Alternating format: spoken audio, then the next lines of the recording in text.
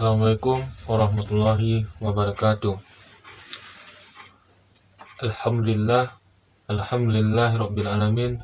Wassalatu wassalamu ala asyrafil anbiya'i wal mursalin wa ala alihi wa ashabihi ajma'in. Asyhadu an la ilaha illallah wahdah la syarikalah wa asyhadu anna Muhammadan abduhu wa rasuluh. Allahumma sholli ala Muhammad wa ala ali Muhammad. Jamaah majelis pengajian yang dirahmati Allah SWT. Pertama-tama sekali, marilah kita panjatkan puji syukur kita kehadirat Allah SWT, yang mana dengan rahmat, hidayah dan inayahnya kita dapat berkumpul di majelis pengajian kita pada hari ini. Dan selawat berserta salam tidak lupa-lupanya marilah kita kirimkan buat junjungan kita Nabi besar Muhammad SAW, pemimpin dari seluruh Nabi dan yang bergelarkan kekasih Allah, yang mana Nabi Muhammad tersebut ialah teladan terbaik bagi kita umat Islam dan bagi seluruh umat manusia di dunia ini. Kaum muslimin dan kaum muslimat yang dirahmati Allah SWT. Dalam beberapa hari atau beberapa minggu lagi kita akan merayakan Hari Raya Kurban. Hari Raya Kurban atau yang biasa kita sebut dengan Hari Raya Idul Adha ialah hari perayaan yang tiap tahun yang tidak bisa lepas dari kisah Nabi Ibrahim alaihissalam, yang sebagaimana terekam dalam surat As-Saffat ayat 99 sampai ayat 11. Di dalam ayat tersebut Allah SWT telah menyampaikan kepada kita bahwasanya tentang praktik kurban yang sebenarnya. Walaupun sebenarnya praktik kurban tersebut telah dilaksanakan pada awal mula peradaban Islam, yaitu pada masa Nabi Adam alaihissalam, yaitu tepatnya ketika perselisihan antara dua anak Nabi Adam, yaitu Habil dan Qabil, yang mana Allah telah mewahyukan kepada Nabi Adam untuk menikahkan anaknya yaitu Habil dengan Ikrimah dan Qabil dengan anaknya yang lain. Dan lalu Qabil pun tidak menerimanya, dan maka Nabi Adam berdoa kepada Allah untuk mencarikan solusinya. Maka Allah meminta kurban dari Habil dan Qabil. Maka Habil melakukan kurban tersebut dengan bersungguh-sungguhnya, dengan beliau melakukan Qabil itu menyiapkan kurban hewan yang gemuk-gemuk, yang sehat-sehat, yang besar-besar, dan sayur mayur yang segar dan tidak ada berulat dan tidak ada penyakit.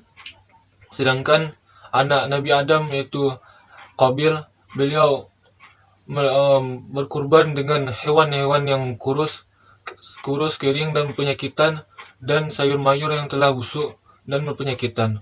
Maka dari situ Allah SWT melihat keikhlasan atau keridaan, kepatuhan dari Habil, maka diterimalah kurban dari Habil tersebut, dan ditolaklah kurban dari Qabil tersebut. Yang mana dari peristiwa kisah tersebut dapat kita mengambil ibrah bahwasanya bukanlah daging atau darah yang Allah terima, namun ketulusan hati, keikhlasan atau keridaan dari orang yang melakukan kurban tersebut. Sebagaimana firman Allah dalam Quran surat Al-Hajj ayat 37, lan yanalullahu lahuma wala dima'uha walakin yanaluhu taqwa minkum. Daging-daging unta, artinya daging-daging unta dan darahnya itu sekali-kali tidak akan dapat mencapai keridaan Allah, namun tetapi ketakwaan kamulah yang dapat mencapainya. Quran surat Al-Hajj ayat 77. Kendati sejarah kurban telah berlangsung sejak awal mula peradaban Islam. Namun syariat ibadah kurban itu baru dimulai sejak perintah Allah kepada Nabi Ibrahim untuk menyembelih putranya, yang mana Nabi Ibrahim tersebut adalah orang yang telat mendapatkan anak. Bahwasanya istri beliau pun telat pun juga mendapatkan anak. Beliau mendapatkan anak pada umur termasuk usia yang sangat renta, yaitu dalam sejarah dikatakan umur 90 tahunan, yang mana di dalam Quran surah As-Saffat itu beliau telah meminta bermohon kepada Allah untuk diberikan anak. Sebagaimana Quran surah As-Saffat, Rabbi habli minas solihin, artinya wahai Rabbku, anugerahkanlah kepadaku seorang anak yang termasuk orang-orang yang saleh. Lalu Allah menerima doa Nabi Ibrahim tersebut dan menganugerahkan kelahiran seorang putra yang beliau berikan nama Ismail, yang mana ketika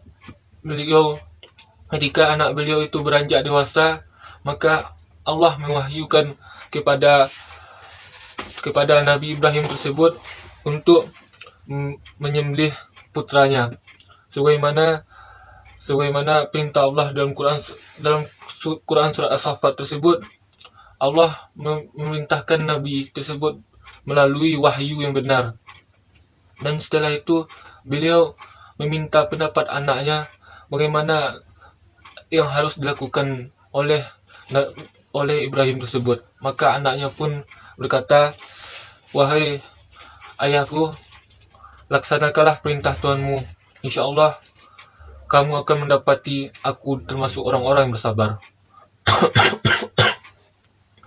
Dan tak kala sang bapa yaitu Ibrahim dan sang anak Ismail pasrah atau ridha kepada ketentuan Allah, maka Ibrahim pun membawa anaknya ke tempat yang luas. Lalu Ibrahim membaringkan Ismail dan mulai menyembelihnya. Maka tak kala dimulai penyembelihan itu, maka Allah melakukan sebuah kekuasaannya, yaitu dalam Quran surat As-Saffat tersebut, inna hadza lahuwal balaul mubin fahadainahu bizibhil azim wa tarakna alaihi fil akhirin salamun ala Ibrahim kadzalika najzil muhsinin innahu min ibadinal mu'minin. Artinya, sungguhnya ini adalah benar-benar suatu ujian yang nyata, dan kami tebus anak itu dengan seekor sembelihan yang besar. Kami abadikan Ibrahim itu dengan pujian yang baik di kalangan orang-orang yang datang kemudian, yaitu kesejahteraan dilimpahkan kepada Ibrahim. Demikianlah kami memberikan balasan kepada orang-orang yang berbuat baik. Sungguhnya ia termasuk hamba-hamba kami yang beriman.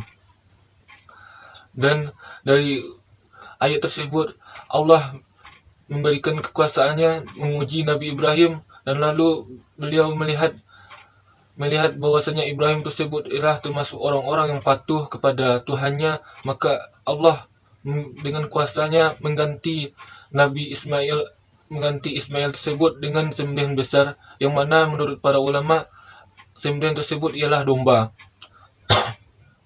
Yang mana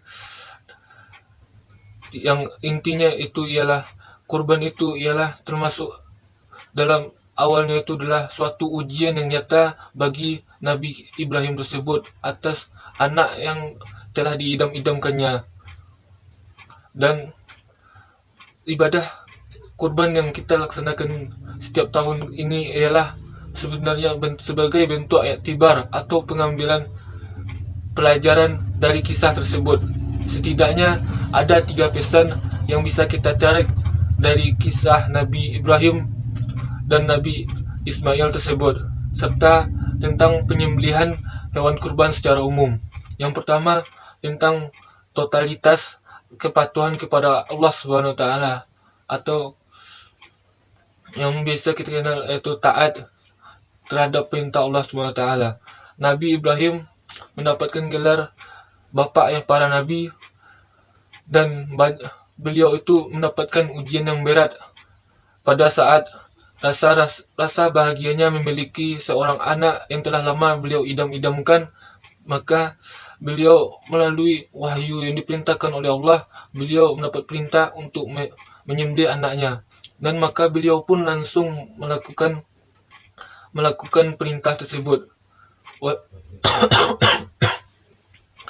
Yang mana ibrah tersebut ialah bahwasanya sebenarnya betapapun anak tersebut kita sayangi, bahwasanya sebenarnya anak tersebut ialah sebuah titipan. Anak tersebut tidak boleh melalaikan kita, bahwasanya tujuan kita hidup di dunia ini sebenarnya ialah tujuan kita mengharapkan ridha Allah Subhanahu wa taala dan mencapai rasa kecintaannya dan rasa ketaatan. Dan yang kedua ialah Nabi tentang kemuliaan derajat manusia, yang mana di dalam kisah Ibrahim dan Ismail tersebut, bahwasanya manusia tersebut ialah memiliki derajat yang tinggi, yang mulia, yang mana derajat manusia itu sangat tinggi dan kita tidak boleh meremehkannya, dan bahwasanya nyawa dan darah manusia itu tidak boleh sembarangan kita korbankan, atau mana sebagaimana yang telah dilakukan oleh orang-orang pada zaman dahulu yang banyak melakukan ritual pengorbanan manusia untuk mencegah tolak bala atau meminta keinginan terhadap sesuatu. Sesungguhnya manusia itu ibaratkan dengan manusia yang lainnya itu ialah ibarat satu tubuh, yang mana bapaknya tersebut yang mana manusia itu berasal dari yang satu, yaitu dari Nabi Adam, yaitu bapaknya para manusia, yang mana seluruh manusia itu ibaratkan satu tubuh, yang mana apabila jika sakit satu tubuh, maka seluruh bagian tubuh yang lainnya maka akan merasakan sakit. Yaitu apabila jika manusia yang dibunuh satu, maka seakan-akan kita telah membunuh manusia seluruhnya. Dan itulah bagaimana dijelaskan pentingnya kedudukan dan kehormatan dan kemuliaan manusia sebagai makhluk Allah Ta'ala. Yaitu, dan pelajaran yang ketiga yang dapat kita ambil dari kisah Nabi Ibrahim dan Ismail mengenai ibrah kurban tersebut ialah mengenai tentang hakikat pengorbanan, yang mana sedekah daging hewan kurban tersebut hanyalah sebuah simbol dari makna kurban yang sejatinya sangat luas, yang mana pengorbanan itu memiliki bisa dari wujud harta, benda, tenaga, dan pikiran, dan banyak lainnya yang bisa kita jadikan sebagai contohnya. Pengorbanan merupakan manifestasi dari kesadaran kita sebagai makhluk sosial.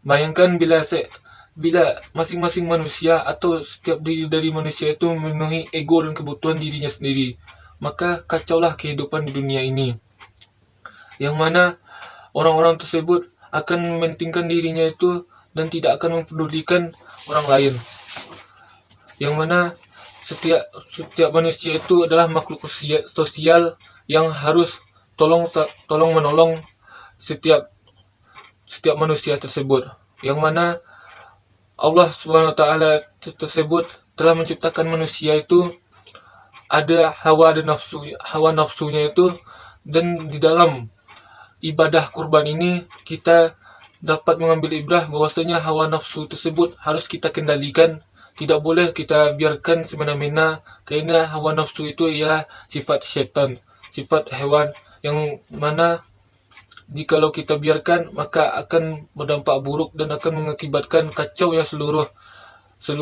ibadah kita, dan mengakibatkan bisa jadi kita akan masuk neraka diakibatkan hawa nafsu tersebut. Yang mana jadi kesimpulannya, bapak-bapak, ibu-ibu majelis pengajian, ada tiga kesimpulan, yaitu ada tiga ibrah, tiga pelajaran yang dapat kita ambil dari kisah ibadah kurban dari kisah Ibrahim dan Ismail tersebut, yaitu pertama tentang ketaatan kita kepada Allah, atau kepatuhan kita kepada Allah SWT, yang mana jikalau anak tersebut melalaikan kita, sebenarnya anak tersebut cumalah titipan dari Allah yang Maha Kuasa, dan tidak bolehlah sampai melalaikan kita kepada Allah. Yang kedua ialah bahwasanya kedudukan manusia itu sebagai makhluk yang mulia dan makhluk yang sangat tinggi kedudukan derajatnya itu. Yang ketiga, bahwasanya tentang hakikat pengorbanan, yaitu pengorbanan tersebut ialah sebagai manifestasi dari ibadah-ibadah kita, yang mana manusia tersebut mempunyai sifat hawa nafsu, sifat hewan, yang mana jikalau kita biarkan sifat tersebut merajalela, maka akan mengakibatkan sengsara bagi kita, baik itu di dunia maupun di akhirat. Mungkin sekian yang dapat kami sampaikan. Semoga bermanfaat bagi kita semua dan dapat menjadi ladang amal ibadah bagi kita semua. Sekian yang dapat saya sampaikan. Saya akhiri dengan Assalamualaikum warahmatullahi wabarakatuh.